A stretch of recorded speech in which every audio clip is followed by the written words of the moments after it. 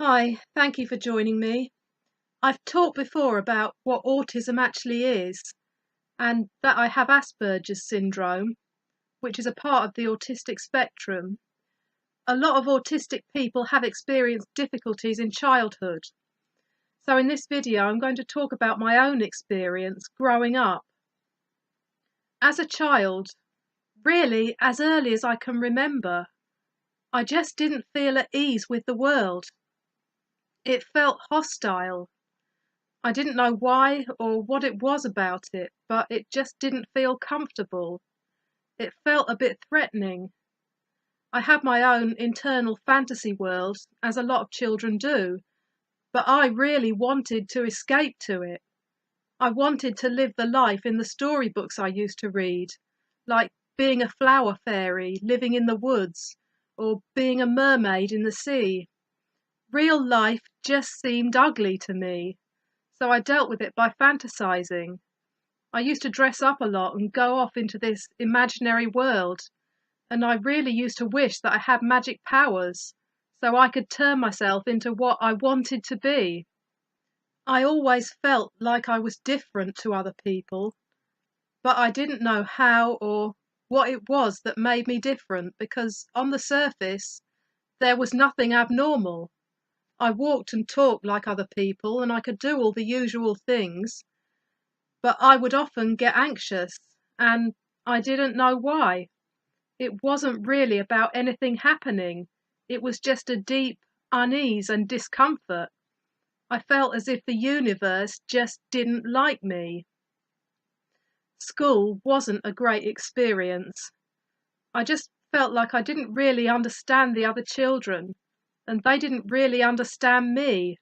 Even though I was surrounded by other children, I felt very alone. Teachers, especially then, when they saw that you were different, they didn't know how to deal with it, so they would crack the whip and be harder with you, try and pull you into line, get you to be like everyone else, because then you were easier to deal with. That was very hard because it just felt like they didn't like me and I was being treated more harshly, but I had no idea why. It just seemed that I was somehow undesirable socially. So all that reinforced the belief that the universe didn't like me. I think even then I was trying to work out what was really going on with me, but I could never get an answer. I felt like I was cursed. These days, because of advances in the understanding of autism, children are being assessed and diagnosed early, so they start getting help from an early age. Teachers are being trained to spot the signs. But when I was a child, in the 80s, that wasn't happening, especially in girls. Teachers, it wasn't on their radar. Now it's widely recognised and understood that a lot of children have differences and have different needs, but in those days it wasn't.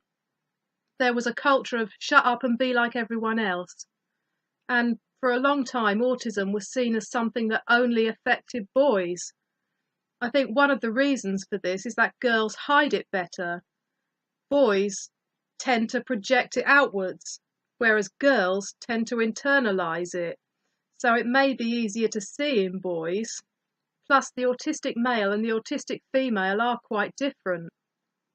What they realised from continuous research is that autistic females went under the radar more often because they're more socially adapted, they're harder to spot. When it comes to body language, facial expressions and voice tone, women are naturally better at picking up on those things than men are. They're better at containing their feelings, so they blend in more. But there's so much going on inside that no one else sees.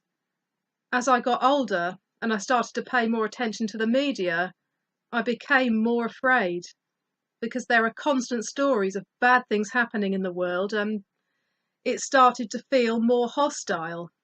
When I got into my teens, I started to show more repetitive and obsessive behaviour.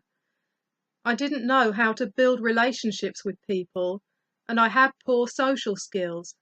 which made school really difficult as I had few friends. The friends that I had, I wasn't close with them.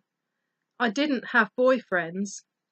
The feeling of not being at ease with myself and with the world continued to cause a lot of depression and anxiety, but I still didn't know why I felt like that. I was 15 when I had my first assessment. I didn't really know what it was all about. All I knew was that it was to do with my social skills and interaction. I didn't know what they were actually looking for. I was still none the wiser after, as I didn't see the report at the time. They said it was possible that I had Asperger's, as I fitted some of the criteria, but they weren't quite sure, because then there wasn't as much understanding about it, especially in the differences between a male and a female presentation of the condition. So they said I had a lot of Asperger's traits, but they didn't make a definite diagnosis. At the time, there was no solution. My parents didn't want to label me, so they were quite vague about it all. I think they just said I had social difficulties. But the condition was never really explained, and so I was still in the dark and nothing really changed.